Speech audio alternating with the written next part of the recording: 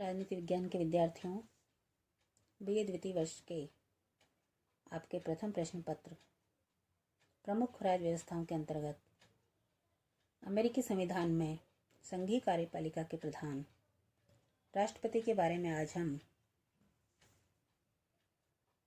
जो चर्चा करने जा रहे हैं उसमें राष्ट्रपति एक दलीय नेता भी है, राष्ट्र का सर्वोच्च नेता भी है और ये भी चर्चा करेंगे कि राष्ट्रपति की शक्तियों में वृद्धि और उसके प्रमुख कारण क्या क्या हैं। सर्वप्रथम हम राष्ट्रपति की विभिन्न भूमिकाओं के बारे में चर्चा करेंगे, जिसमें राष्ट्रपति सर्वप्रथम एक दलीय नेता भी है और इस रूप में उसे बहुत अधिक शक्ति तथा प्रभाव भी प्राप्त होता है।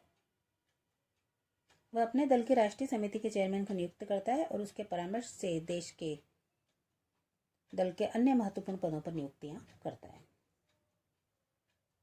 अगली जो भूमिका राष्ट्रपति है कि अमेरिकी राष्ट्र का सर्वोच्च नेता है अमेरिकी राष्ट्रपति। राष्ट्रपति विल्सन ने इस संबंध में लिखा है कि समस्त राष्ट्र ने उसे राष्ट्रपति निर्वाचित किया है और उसे ये ध्यान रखना है कि अमेरिकी राष्ट्र का अन्य कोई राजनीतिक प्रवक्ता नहीं है, केवल उसका उद्घोष ही राष्ट्रीय होता है। उसे एक बार देश का विश्वास तथा प्रशंसा जीत लेने दो और कोई अकेली शक्ति उसका सामना नहीं कर सकती। कई शक्तियों का संगठन भी उसे सरलता से नहीं हरा सकता।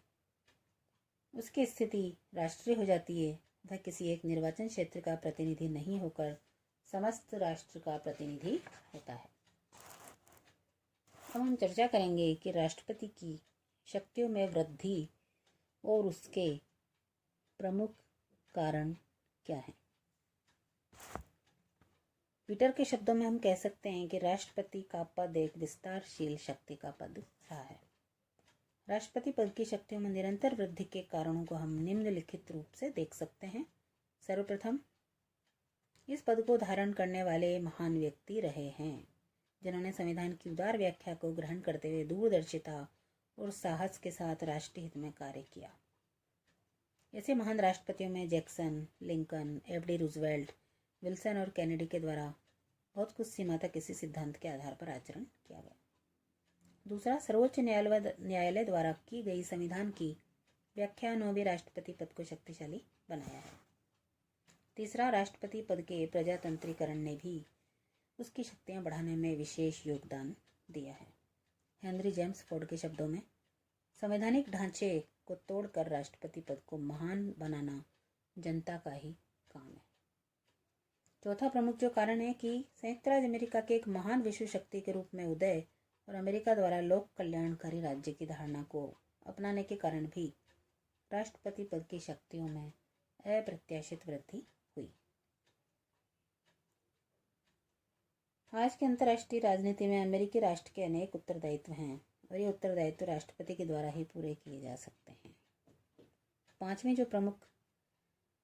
पांचवा जो कारण है कि अमेरिकी संविधान को लागू करने के बाद अमेरिकी राष्ट्र के सम्मुख जो संकट आए, उन्होंने भी राष्ट्रपति पद की शक्तियों में भारी वृद्धि की।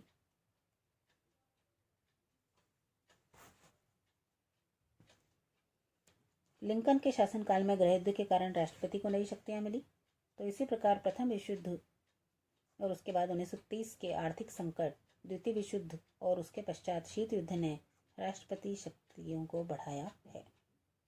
मुनरो के शब्दों में, इसलिए प्रत्येक राष्ट्रीय संकट का परिणाम राष्ट्रपति की सत्ता में स्थायी रूप से कुछ बातों का जुड़ जाना होता है। छठा जो प्रमुख कारण है कि वर्तमान समय में प्रशासनिक पेचीदगियां बढ़ जाने से कार्यपालिका आदेश की प्रवृत्ति का विकास हुआ है और इसने राष्ट्रपति को न केवल प्रशासन वरन कानून निर्माण के क्षेत्र में भी शक्ति प्रदान की है। तो उपयुक्त प्रवृत्तियों के परिणाम स्वरूप ही राष्ट्रपति की शक्तियों में बहुत अधिक वृद्धि हो गई है और आज की स्थिति के संदर्भ में प्रसिद्ध विद्वान स्ट्रॉन्ग के शब्दों में कहा जा सकता है कि विश्व के अन्य किसी भी संवैधानिक राज्य में अमेरिकी राष्ट्रपति के समान व्यापक शक्तियों वाला कोई पदाधिकारी नहीं है। धन्यवाद।